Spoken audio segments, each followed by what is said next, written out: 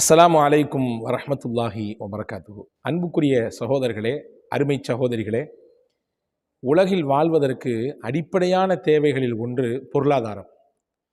செல்வம் இல்லாமல், காசு பணம் இல்லாமல் வாழ்க்கையை கழிப்பது என்பது மிகப்பெரிய சிரமமும் கஷ்டமும் நிறைந்தது.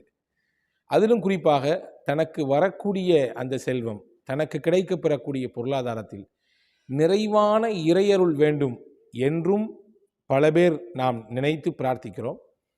இன்னும் பல பேர் தனக்கு வந்து சேர வேண்டியது, தனக்கானது வந்து சேர வேண்டும் என்ற எண்ணமும் ஆசையும் நிறைவாக பெற்றவர்களாக இருக்கிறோம் இல்லையா? பொருளாதாரத்தை அதிகமாக பெறுவதற்கு, அந்த பொருளாதாரத்தில் வளமான பரக்கத்தை பெறுவதற்கு குர்ஆன் நமக்கு என்ன வழிகாட்டுகிறது? திருக்குர்ஆனிலே 29வது ஜுசுவிலே சூரா நூஹ் என்கின்ற ஒரு அத்தியாயம் இருக்கிறது. அந்த நூஹ் அத்தியாயத்திலே நூஹ் அலைஹிஸ்ஸலாம் தன்னுடைய சமூக மக்களிடத்திலே சொன்ன 3 உபதேசத்தை அல்லாஹ் சொல்கிறான். குல் துஸ்தக்ஃபிரு ரப்பக்கும், உங்கள் ரப்பிடத்திலே நீங்கள் அதிகமாக பாவ மன்னிப்பு தேடுங்கள். இன்னஹு கான கஃபாரா, நிச்சயமாக அவன் மன்னிக்கக்கூடியவனாக இருக்கிறான் பாவங்களை. உங்கள் பாவங்களை அல்லாஹ் மன்னித்து விட்டால், நீங்கள் பாவ மன்னிப்பை தேடுவதை அதிகமாக செய்து உங்கள் பாவக்கரைகளை எல்லாம் அல்லாஹ் மன்னித்து விட்டால் 3 தருவான் என்று அல்லாஹ் சொல்கிறான். யுர்சிலி சமா அலைக்கும் மித்ராரா, வானத்திலிருந்து மழையை உங்களுக்கு பொழிய வைப்பான். வயும்திதுக்கும் பி அம்வால் வபனீன், உங்களை பொருளாதாரத்தில் நல்ல ஓங்கச் செய்வான், நல்ல வளர்ச்சியை தருவான். அதே போன்று உங்களின் மழலை செல்வங்களை கூட்டித் தருவான். பிள்ளை இல்லாதவர்கள், சந்ததியை வேண்டி நிற்கக்கூடிய தம்பதிகள், இவர்களெல்லாம் அதிகம் செய்ய வேண்டியது அல்லாஹ்விடத்திலே பாவ மன்னிப்பு. நீங்கள் இப்படி நினச்சிடக்கூடாது, இப்படி சொல்கிறதுனால அப்போ நம்ம நிறைய பாவம் செஞ்சுக்கிறதுனால தான் போல தெரியுது நமக்கு வர்றதெல்லாம் வராமல் இருக்குது, நமக்கு புல்லெல்லாம் இல்லாமல் இருக்குது அப்படின்னு தவறாக இந்த வசனத்திலிருந்து பொருள் எடுத்து விடக்கூடாது. அல்லாஹ் அதற்கான நிறைவான வழியை காட்டுகிறான். இதை செய்தால் இது நடக்கும் என்று அல்லாஹ் சொல்லுகிறான்.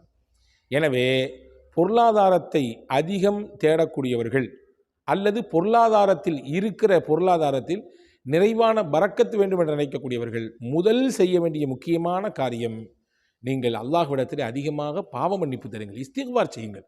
அஸ்தக்ஃபிருல்லா அஸ்தக்ஃபிருல்லா அஸ்தக்ஃபிருல்லா என்பதை அதிகமாக சொல்வதற்கு வழக்கமாக்கிக் கொள்ளுங்கள். எனவே தான் நபிகள் ஒரு நாளைக்கு 70 தடவை, வேறு சில அறிவிப்புகளில் வந்திருக்கிறது 100 தடவை அஸ்தக்ஃபிருல்லா என்று இஸ்திக்பார் செய்வதாக வந்திருக்கிறது. இது முதல் விஷயம்.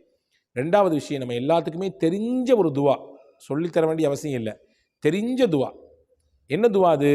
சூரத்துல் பக்ராவில் அல்லாஹ் சொல்கிறான், ரப்பனா ஆத்தினா ஃபித் துன்யா ஹஸனா வஃபில் ஆஹிரதி ஹஸனா வகினா அதாபன்னார். இந்த துவாவையும் நீங்கள் அதிகம் ஓதி வாருங்கள். அல்லாஹ் உங்கள் பொருளாதாரத்தை பறக்கச் செய்வான். உங்களுக்கு வந்து சேர வேண்டிய அந்த பொருளாதாரம் உங்கள் கைகளிலே வந்து சேரும். எங்கே தடை இருக்கிறதோ, எங்கே ஒரு அடைப்பு இருக்கிறதோ, அந்த அடைப்புகளை, தடைகளை எல்லாம் எடுத்து விட்டு விடுவான் இந்த துவாவின் பரக்கத்தினாலே. அறிஞர்கள் எழுதுகிறார்கள், இந்த வசனத்திற்கு விளக்கத்தையும் பொருளையும் முதலில் நீங்கள் புரிந்து கொள்ளுங்கள், உள்வாங்கிக் கொள்ளுங்கள். இறைவா, இந்த உலகத்திலும் எங்களுக்கு நல்லதை கொடு, நாளை மறுமையிலும் எங்களுக்கு நல்லதை கொடு, நரக நெருப்பிலிருந்து எங்களை பாதுகாத்து விடு. இதுதான் இந்த துவா, இந்த வசனத்தினுடைய பொருள். கிட்டத்தட்ட எக்கச்சக்கமான விஷயங்களை அல்லாஹ் இந்த வசனத்திற்குள்ளே அடக்கிவிட்டான். எனவேதான் தவாஃப் செய்கிற பொழுது காபத்துல்லாவை முக்கியமாக ருக்குனை யமானி என்ற அந்த இடத்திற்கும், அந்த கார்னருக்கும் ஹஜருல் அஸ்வத் என்ற கார்னருக்கும் இடையிலே இதை தான் மடக்கி மடக்கி ஓத வேண்டும். ஒவ்வொரு சுற்றிலும் வெவ்வேறு துவாக்களை நாம் ஓதினாலும் அந்த குறிப்பிட்ட இடம் வருகிற பொழுது ரப்பனாத்தியா தான் ஓத சொன்னாங்க ரசூலுல்லாஹி ஸல்லல்லாஹு அலைஹி வஸல்லம். ஏனென்றால் துன்யாவிலே அல்லாஹ்விடத்தில் நலவை கேட்கும். துன்யா நலவு என்றால் என்ன? ஒரு நீண்ட பட்டியலை அறிஞர் பெருமக்கள் தருகிறார்கள். அந்த பட்டியலுக்குள்ளே என்னெல்லாம் தெரியுமா அடக்கம்? 1, உங்களுக்கு ஆரோக்கியம் துன்யாவில் வேண்டும், விசாலமான வீடு, 3வது நல்ல மனைவி, 4வது நமக்கான விசாலமான பொருளாதாரம், 5வது பயன் தரக்கூடிய கல்வி, 6வது சாலிஹான நல்லமல்கள், 7வது நாம் பயன்படுத்தக்கூடிய நல்ல வாகனம், 8வது உலகில் வாழுகிற பொழுதும் வாழ்ந்ததற்கு பிறகும் மக்களுடைய உயர்ந்த நற்புகழ். இதுவெல்லாம் இந்த துன்யாவில் ஒரு மனிதனுக்கு கிடைக்கக்கூடிய நல்ல விஷயங்கள். இந்த காரியங்களில் நான் மேற்சொன்ன காரியங்களில் முக்கியமாக அறிஞர்கள் சொல்கிறார்கள், விசாலமான ரிசுக் ஒருவருக்கு கிடைக்க வேண்டும் என்றால், கிடைத்த ரிசுக்கிலே பரக்கத்து வேண்டும் என்றால், இந்த துவாவை அதிகம் ஓதி வருகிற பொழுது அல்லாஹ் அதை தருகிறான். அதே போன்று பயனுள்ள கல்வியையும் அல்லாஹ் தருகிறான். அதே போன்று வீடு இல்லாமல் பல பேர் ஏங்கிக் கொண்டிருக்கிறார்கள், சொந்தமாக வீடு வேண்டும் என்று.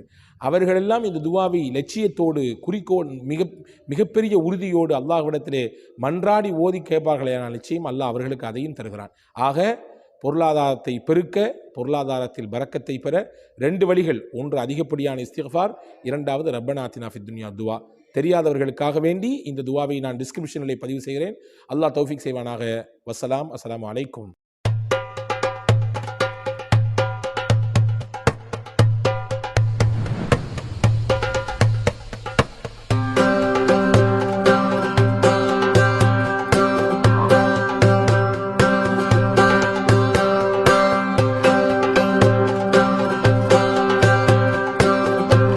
Kareem's Biryani Paradise at Liberty and Catering Services, கோடம்பாக்கத்தின் அறுசுவை அடையாளம்.